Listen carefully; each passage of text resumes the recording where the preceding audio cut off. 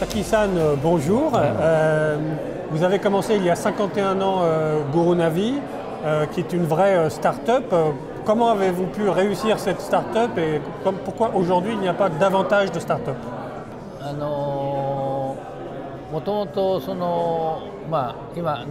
スタートアップ企業と言ってますけど、スタートアップ企業が生まれる前提というのは産業革命が起こっていなければなかなかスタートアップ企業はそう育たないんですね。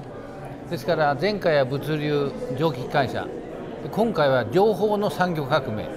これはインターネットの商用化によってですね、要するに情報産業革命が始まったわけですね。僕はそのインターネットが商用化されれば情報革命が起こるということをもうすでに、グルナビを始める10年前から、そこへ目標を決めて、ですから多分インターネット時代のスタートアップ企業としては多分我々がパイオニアだと思うんですね。なぜかというのはその産業革命というのは世の中の主要なキーが2桁進化することに起こるんですね。蒸気機関車1馬力うまい1頭が100馬力100倍2桁、それによって物流産業革命が起こったんですね。じゃあインターネットとは何だったら情報の価値をリアルタイムの情報の価値を2桁コストを下げたんです。1万円のコストが100円になった。それによって情報産業革命は起こる、起こると僕は信じてましたし、その中で今メディアがないけれどもこの人間にとっての楽しみ、その非日常ですね、最も頻度が高い非日常は外食ですから、レストランに行くことですから。でそこはメディアがない。でもインターネット時代は2桁リアルタイムのコストが下がるならそれがメディアになりうると。メディアです。そういう意味ではこのグルナビだけしかそういう思想でスタートした企業もないし、また現在もそういうそこに中心を置いた正確な情報、一時情報の正確性とリアルタイム性と公平性を守っているのは世界でグルナビだけですから。Quand on voit la jeunesse japonaise aujourd'hui, est-ce que vous êtes optimiste dans sa capacité à créer des startups comme vous avez créé Gurunavi? いや、この22年前からこのインターネットによって情報の産業革命が始まって、それでスティーブ・ジョブズがスマホ、ね、をこのスペックで考えたことで、人間がこの記憶というのをサイボーグ、これもまた産業革命要素ですね。ですからインターネットがベースですけど、スマホの存在、要するに人が携帯すると常に、要するにだから記憶辞典っていうかはもう今人間はすぐは答えられないけど、そういう意味ではまだ産業革命の真っ只中ですね。ですからスタートアップ企業はこれからまだ5、6年はガーッと出る。でも5、6年だと思いますね。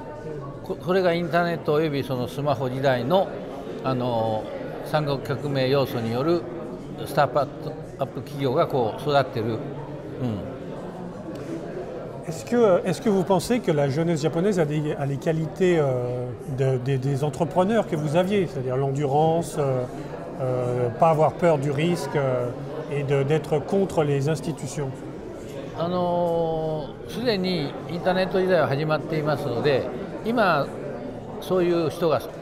育ってはいると思うんですね。でもう一つこの 5G 通信のネットワークがもう2桁速くなるんですね。 5G の世界、その動画がもう全く0秒で伝わる時代が今目の前にあって、で日本はブロードバンドネットワークを持ってますので、多分 5G に最も反応できる国だと思うんですね。そういう意味ではこのインターネット絡みのスタートアップ企業は日本は世界の中では、アメリカと比較すれば少ないんですけれども、シリコンバレーなんかの。でもこの 5G の世界のやっぱりこの通信環境の中でブロードバンドでの通信環境というのは特殊ですので、やっぱり新しいその仕組みがね、ブロックチェーンも絡めてですね、出てきてほしいと、出てくるんじゃないかなと、出てきてほしいという、やっぱり日本が世界に、比較して優れたインフラを持っている世界で、やっぱり日本がですね、の本物のちょうどインターネット以来の、グルナイみたいにね、そのオリジナルなですね、スタートアップ企業がですね、必ず出てきてほしいと、出てくると、そんな期待と両方です。はい。Qu'est-ce que vous pensez que doit être le rôle du gouvernement pour stimuler l'innovation au Japon? そうですね。やっぱりこのインターネット産業革命、スマホ産業革命を意識しなければいけないですけれども、やっぱりその便利なだけに、やっぱり一時情報の正確性ですね、情報の正確性を担保しなきゃいけない。そういう意味ではそこを大事にする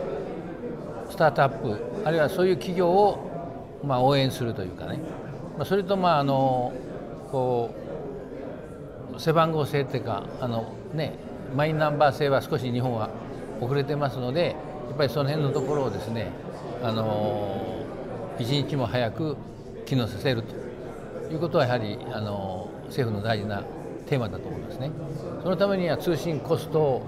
携帯電話料を下げることと、やっぱりマイナンバーを振動させるということはやっぱり国の役目だと思います。それとやっぱり人間というのに文化ですから、やっぱり文化を尊重すると、人間生活の豊かさを大事にするというまた原点もですね、国は主張しなきゃいけないんじゃないかなと。そういう意味で僕はフランスとはとてもいい相談相手だと思っています。滝さん、ありがとうございました。ありがとうございます。